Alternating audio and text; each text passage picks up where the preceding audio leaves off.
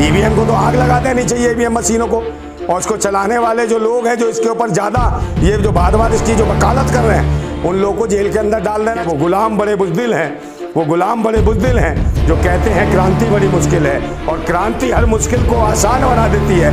तानाशाह कितना भी मजबूत हो उसे खाक में मिला देती है। भारत निर्वाचन आयोग में कुछ आतंकवादी बैठे हैं, देशद्रोही बैठे हैं, आरएसएस के चिल्लर और खटमल बैठे हैं। ये ईवीएम एक ऐसी चीज़ है, ईवीएम का मतलब है इलेक्शन बेईमान मशीन, इलेक्शन बेकार मशीन, इलेक्शन बर्बाद मशीन, इलेक्शन भ्रष्टाचार मशीन। इसके खिलाफ पूरे देश को आंदोलन करने की जरूरत है। जांच कौन करेगा? सब जगह तो ये लुटेरे डकैत बैठ गए, चोर बैठ गए हैं, भगवा के भेष में भलवे हैं, देश को बेच रहे हैं। आपने सजाए मौत देनी चाहिए। मोदी जी जीतेंगे कैसे भाई? ईवीएम हटाओ ना। आप तो ईवीएम पे करवाओगे क्या चुनाव? बैलेट पेपर पे कराओ, पता चल जाएगी। भाजपा कार्यकर्ताओं ने कैसे मार रहे थे, भाजपा के अलावा किसी और की बात कर दी तो उसको पीटते थे, उसको घुसने भी नहीं दे रहे थे वोट डालने के लिए भी। मतलब ये था, माहौल खराब था और मशीनें चेंज करी गई। ईवीएम मशीन के द्वारा जिस तरीके से काम किया जा रहा है, 15,000 कंप्लेंट नहीं है, 15 लाख लोगों को कंप्लेंट होगी कम से कम। ये तो 15,000 बड़ी मुश्किल से पहुंच पाई है, और बहुत सारे लोगों को तो नीचे निपटा दिया, मार दिया गया। आपने देखा नहीं पोलिंग बूथों पर कैसे कब्जे कर रखे थे? देश के लोकतंत्र को जो खतरा खड़ा कर दिया है, जो लोकतंत्र को, संविधान को खत्म करना चाहते हैं। भारत निर्वाचन आयोग में कुछ उग्रवादी और आतंकवादी लोग बैठे हुए हैं, उनके खिलाफ कार्रवाई होनी चाहिए। भाजपा का मतलब है बलात्कारी जनता पार्टी। निर्वाचन आयोग को आप कह सकते हो भारत चोर आयोग, समझे, जो वोटों की चोरी करता। 19 लाख ईवीएम मशीन कहाँ गायब हो गई? ईवीएम पूरा का पूरा, मतलब चोर क्या, आतंकवादी लुटेरों ने ईवीएम हटाओ ना। मोदी की तो गारंटी है कि वो आ जाएगा ईवीएम से। आरएसएस का मतलब है राष्ट्रीय शोषण संघ, राष्ट्रीय सांड संघ, राष्ट्रीय समलैंगिक संघ। जो धर्म मजहब के पाखंड का, ये जो धर्म मजहब के पाखंड का जो धुआं सा उठ रहा है, कहीं मेरी भारत माता घुट तो न जाएगी, कहीं मेरी भारत माता घुट तो न जाएगी। और ये जो भगवा सी लपटें उठ रही हैं, कहीं मेरी भारत माता जल तो न जाएगी, कहीं मेरी भारत माता जल तो न जाएगी। हम क्रांतिकारी हैं, हम क्रांतिकारी हैं। दिल में आग और हाथ में क्रांति की मसाल लेके चलते हैं, दिल में आग और हाथ में क्रांति की मसाल लेके चलते हैं। ओ भगवाधारी ततैयो, तुम क्या मेरी भारत माता को जलाओगे? अगर मेरी मिसाल के आगे आ गए ना तो जल के राख और खाक हो जाओ। और पीएम केयर फंड का मतलब जानती हो मैडम? पीएम केयर फंड का मतलब है पर्सनल मोदी फंड। झोला उठा के चल देगा, तेरे बाप का माल है जो झोला उठा के चल देगा। मुख्यमंत्री पद की जो शपथ ग्रहण समारोह के खिलाफ पूरे देश को जाना चाहिए। पीएम की क्या औकात है? यहाँ तो कोई भी उसे मैनेज कर देगा। ये दिखाना चाहते हैं कि जो भीख मांगने निकलेगा, जो बाबा बन जाएगा, वो विधायक बनेगा, वो सांसद बनेगा, वो मुख्यमंत्री बनेगा, हो सकता है कल देश का प्रधानमंत्री। तो अशिक्षित और अनपढ़, अब देखा कि विभिन्न प्रकार के ढोंगी और पाखंडी आ रहे हैं, बाबा आ रहे हैं कि बाबाओं को मुख्यमंत्री बनाएंगे, बाबाओं को विधायक बनाएंगे, बाबाओं को सांसद बनाएंगे। और P4 चुनौती और पनौती, मतलब ये जो देश के अंदर P4 पप्पू और जो पनौती है, ये देश के लिए सही मायने में चुनौती है। पेपर पे ही चुनाव होना चाहिए, अगर इनके बस की है तो आज भी करा लो। जिन 3 राज्यों में जाति जनगणना को लेकर बात हो रही थी कि जातीय आंकड़ों को लेके जो ओबीसी आरक्षण मिलना चाहिए, उन्हीं 3 राज्यों को इन्होंने केंद्र बिंदु बनाया। कहीं का मोदी का जादूगर है, कहीं जादू फादू दिखाता था। ईवीएम कौन लाया? कांग्रेस, ठीक है। और उस पर मजा कौन ले रहा है? भाजपा है। जो तकियानुसी विचारधारा के लोग हैं उनको लाने का प्रयास किया जा रहा है। ये सोचा जा रहा है कि भाई ये देश उन्नति ना करे और यहाँ पाखंड में लोग लगे रहे, फिर वहीं स्थिति पे लाख खड़ा कर दिया। भारत बर्बाद हो रहा है। आप देख लीजिए भारत के ऊपर महंगाई की दर क्या हो गई है। प्रत्येक व्यक्ति पे कम से कम पौने 2 लाख का कर्जा है इनके शासनकाल में। क्या ये मोदी मैजिक है? ईवीएम पूरा का पूरा, मतलब चोर क्या, आतंकवादी लुटेरों ने ईवीएम हटाओ ना। ईवीएम हटाते क्यों नहीं हो? और ईवीएम हैंग क्यों नहीं हो सकती भाई? यहाँ से बैठे बैठे जब चंद्रयान 3 को हम कंट्रोल कर सकते हैं रिमोट से, तो वो कहाँ 4000 किलोमीटर की ऊंचाई पे बैठा है वहाँ चंद्रमा पे, तो ईवीएम की क्या औकात है? यहाँ तो कोई भी उसे मैनेज कर देगा। और यही वजह रही कि भाई ईवीएम पे जिन्होंने सवाल उठाए, इनकी पार्टी के अंदर भी सवाल उठाए बहुत से लोगों ने, वो आज दुनिया में नहीं है, वो चंद्रयान से भी ऊपर जाके पहुँच चुके हैं। उनसे मिलने तो गए थे अभी मोदी जी, देखा नहीं? कौन से विमान में गए थे? सबसे पूछने हालचाल गए थे। वो तो अचानक देख लिया गोपीनाथ मुंडे ने कहा अरे ये जा रहा है, ये चोर, ये लुटेरा भिखमंगा। हो जैसे ही पकड़ने को, हाँ पकड़ने को भागा, वो गोपीनाथ मुंडे भागा तुरंत नीचे। राहुल की सदस्यता चली गई थी। कौन सी? इसी पे चोर बोले। अरे मैडम, चोर का सदस्यता कहाँ गई? कहाँ गई? अरे गई नहीं, वो तो एक मजाक था। कांग्रेस भाजपा एक है। राहुल गांधी की तरफ ध्यान दिलाना था पूरे देश का। मैंने कहा नहीं, कांग्रेस और भाजपा एक है। ये कहते हैं 10 साल तुम कमाओ, 10 साल हम कमाएंगे। और देश का खून चूसेंगे। तो नंदा भाई ईवीएम का विरोध करते हैं आप? मैं बिल्कुल विरोध करता हूँ। ईवीएम को तो आग लगा देनी चाहिए, ईवीएम मशीनों को। और उसको चलाने वाले जो लोग हैं जो इसके ऊपर ज़्यादा ये जो बार बार इसकी जो वकालत कर रहे हैं, उन लोगों को जेल के अंदर डाल देना चाहिए। मैं कहता रहा हूँ, भारत निर्वाचन आयोग में कुछ आतंकवादी बैठे हैं, देशद्रोही बैठे हैं, आरएसएस के चिल्लर और खटमल बैठे हैं जो देश को बर्बाद करना चाहते हैं। आरएसएस का मतलब है राष्ट्रीय शोषण संघ, राष्ट्रीय सांड संघ, राष्ट्रीय समलैंगिक संघ। ये इसी प्रकार के कानून ला रहे हैं और माहौल खराब कर रहे हैं देश का। देश के संविधान को इतना बड़ा खतरा है इनके शासन में, बहन बेटियों को खतरा है। आप मुझे बताइए, इनके शासन में बहन बेटियों को निर्वस्त्र तोड़ा दिया जाता है, उनको न्याय नहीं मिलता। और इनके आज की जो मेन स्ट्रीम मीडिया है वो कहाँ जाती है? चली जाएगी, बाबा बागेश्वर के पास चली जाएगी। मगर मणिपुर में समझे नहीं, कहीं कुछ हो रहा है तो मणिपुर में निर्वस्त्र करके सेना के जवान की, पूर्व सैनिकों की पत्नी को निर्वस्त्र करके घुमाया जाता है, उनके गुप्तांगों के साथ छेड़छाड़ की जाती है, उनका बलात्कार करा जाता है, उनके गुप्तांगों को काटा पीटा जाता है। और अभी भी 7 महीने होने को आ रहे हैं, कोई अपडेट नहीं है मणिपुर की। मणिपुर के अंदर आज भी जातीय हिंसा को बढ़ावा मिल रहा है, मगर सरकारें किसकी? भाजपा की। भाजपा का मतलब है बलात्कारी जनता पार्टी, समझे नहीं, एक तानाशाही है। और देश के जनादेश के साथ एक मजाक है। ईवीएम मशीन के द्वारा इस तरीके से काम किया जा रहा है। 15,000 कंप्लेंट नहीं है, 15 लाख लोगों को कंप्लेंट होगी कम से कम। ये तो 15,000 बड़ी मुश्किल से पहुंच पाई हैं। और बहुत सारे लोगों को तो नीचे निपटा दिया, मार दिया गया। आपने देखा नहीं पोलिंग बूथों पर कैसे कब्जे कर रखे थे? आप तो कहीं थी ना दिमनी, देखा था भाजपा कार्यकर्ताओं ने कैसे मार रहे थे। भाजपा के अलावा किसी और की बात कर दी तो उसको पीटते थे, उसको घुसने भी नहीं दे रहे थे वोट डालने के लिए भी। मतलब ये था, माहौल ख़राब था। और मशीनें चेंज करी गई हैं भाई। जहाँ मशीनें चेंज करने का मौका मिला, आप उनसे कोई सवाल नहीं पूछने वाला कि भाई 19 लाख ईवीएम मशीन कहाँ गायब हो गई सन 2019 में? कोई जवाब नहीं है उनके पास। कोई ये नहीं पूछ सकता कि भाई 350 किलो RDX कहाँ से आई थी पुलवामा में। उसके लिए कहीं ED, CD, CBI, विजिलेंस, जांच इंक्वायरी कोई काम नहीं करती। मगर काम क्या करती है? आप मेरा चुनाव ये ले रहे हो यहाँ से साक्षात्कार, कल हो सकता है आपके घर भी ED, CD आ जाए, मेरे घर में भी आ जाए। तो इनकी सरकार का कोई भरोसा नहीं है। और यही वजह है कि जो भी आवाज़ बुलंद करे, ईवीएम नहीं है, ये कत्ल है देश के जनादेश का।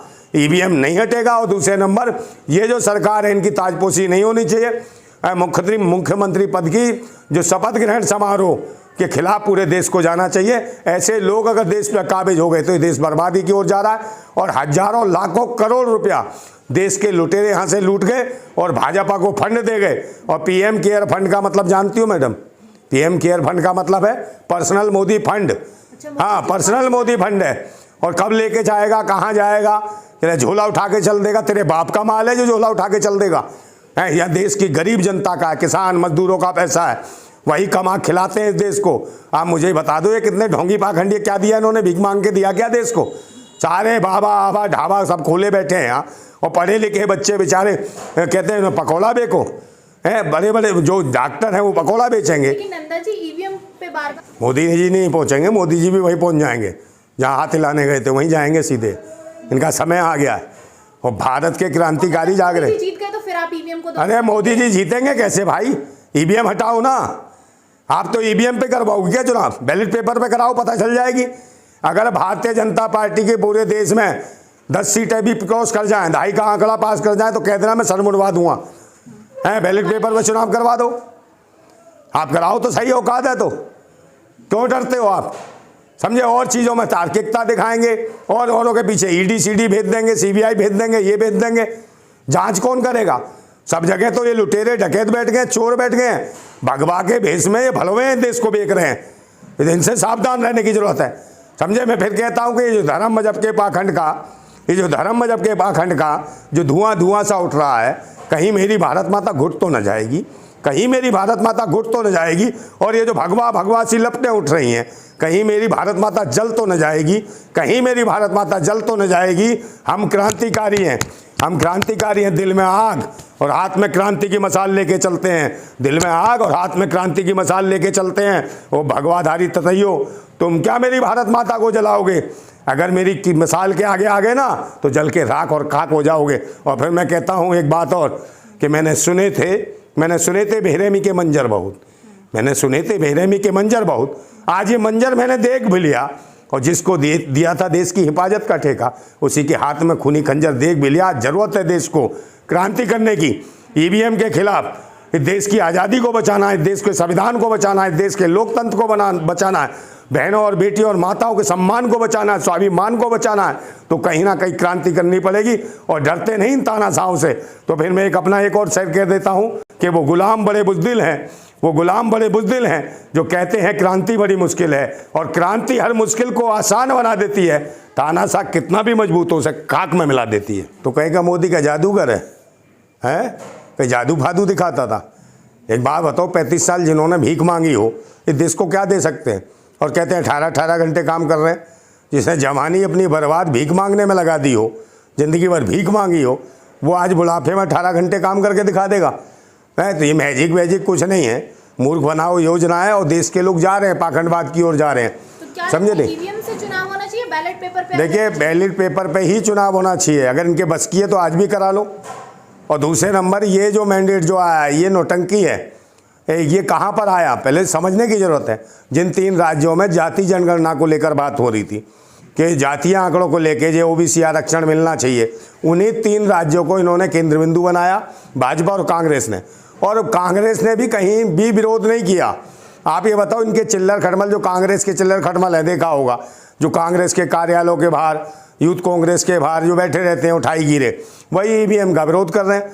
जबकि कांग्रेस के जो बड़े नेता हैं, मुख्य नेता है, चाहे राहुल गांधी को मानते हैं, राहुल गांधी ने अपने उसको कहा कि मैं हार स्वीकार करते हैं। लेकिन दिग्विजय सिंह ने बोला ना कि देखिए, ईवीएम में घपला नहीं होता तो चुनाव जीत जाते। देखिए, दिग्विजय सिंह को तो कांग्रेस भी बार बार मेंटली डिस्टर्ब बता चुकी है, भाजपा भी बताती है, तो उनका कोई मायने नहीं रखता उनका बयान। मगर वो आदमी अपनी जगह बिल्कुल सटीक है। जो आज समझ आ रहा है दिग्विजय सिंह को, वो तो बहुत पहले सही बातें कह रहे हैं, मगर हमेशा कहीं ना कहीं कांग्रेस उनके बयानों को एक मजाक के रूप में स्थापित कर देती है, भाई भाजपा भी मजाक के रूप में। और यही वजह है कि उनकी बातों को गंभीरता से नहीं लिया, कि इसी की वजह से राहुल गांधी को पप्पू बनना पड़ा। समझे नहीं? P4 पप्पू और P4 चुनौती और पनौती। मतलब ये जो देश के अंदर P4 पप्पू और जो पनौती हैं, ये देश के लिए सही मायने में चुनौती हैं, इस राष्ट्र के लिए चुनौती हैं। इनसे लड़ने की ज़रूरत है। ये ईवीएम एक ऐसी चीज़ है, ईवीएम का मतलब है इलेक्शन बेईमान मशीन, इलेक्शन बेकार मशीन, इलेक्शन बर्बाद मशीन, इलेक्शन भ्रष्टाचार मशीन। इसके खिलाफ पूरे देश को आंदोलन करने की ज़रूरत है, क्योंकि देश के जनादेश को कहीं ना कहीं तोड़ मरोड़ के पेश किया जा रहा है। और जो प्रत्याशी चुनाव लड़ रहा है, उसका वोट स्वयं को नहीं पड़ रहा, तो इससे जीता जागता सबूत क्या होगा? आज भारत निर्वाचन आयोग नहीं रहा। भारत निर्वाचन आयोग को आप कह सकते हो भारत चोर आयोग, समझे, जो वोटों की चोरी करता है। और ये बधाई जो 3 राज्यों की देने चाहते हैं कि जो भाजपा को एक सफलता मिली है, तो मैं देना चाहता हूँ भाजपा को बधाई, आरएसएस को देना चाहता हूँ। और इसका एक तीसरा संगठन है भारत निर्वाचन आयोग, उसको बधाई देना चाहता हूँ कि चोरी और धांधली में अहम योगदान आज भारत निर्वाचन आयोग ने, भारत निर्वाचन आयोग के अंदर देश के लोकतंत्र को जो खतरा खड़ा कर दिया है, जो लोकतंत्र को और संविधान को ख़त्म करना चाहते हैं, भारत निर्वाचन आयोग में कुछ उग्रवादी और आतंकवादी लोग बैठे हुए हैं, उनके खिलाफ कार्रवाई होनी चाहिए। दूसरे नंबर, ये ताजपोशी जो हो रही है 3 राज्यों में, इस पर विराम लगना चाहिए। इसके प्रति पूरे देश को आक्रोश पैदा करना चाहिए। और भारत निर्वाचन आयोग ये नकारा है, इसके अंदर जो बैठे जो आतंकवादी देशद्रोही हैं कुछ लोग, ये देखो कौन लोग हैं जो मैनेज कर रहे हैं, इनके खिलाफ इन्हें सजाए मौत देनी चाहिए। तब भारत का जो इतिहास आगे बुलंदियों पर जा सकता है। विश्व गुरु की जो सोच रखते हैं हम, भारत के संविधान को आज की स्थिति में बहुत बड़ा खतरा, और ये बताया जा रहा है। जगह जगह देखा कि विभिन्न प्रकार के ढोंगी और पाखंडी आ रहे हैं, बाबा आ रहे हैं कि बाबाओं को मुख्यमंत्री बनाएंगे, बाबाओं को विधायक बनाएंगे, बाबाओं को सांसद बनाएंगे। तो कहीं ना कहीं जो भारतीय संस्कृति पे एक हमला है, जो भारत के बच्चे हैं जो शिक्षा की ओर जाना चाहते थे, विज्ञान की ओर जाना चाहते थे, तो ये कहना चाहते हैं, जो कांग्रेस और भाजपा की मिली भगत सोच है, ये चाहते हैं कि देश के बच्चे इंजीनियर ना बने, डॉक्टर ना बने, IPS IAS ना बने, वो सिर्फ घर से निकले, पैदा होते ही हाथ में कमंडल लें और झोला लें और भीख मांगने निकल जाए। तो ये दिखाना चाहते हैं कि जो भीख मांगने निकलेगा, जो बाबा बन जाएगा, वो विधायक बनेगा, वो सांसद बनेगा, वो मुख्यमंत्री बनेगा, हो सकता है कल देश का प्रधानमंत्री। तो अशिक्षित और अनपढ़ आवारा मोदी की तो गारंटी है कि वो आ जाएगा ईवीएम से।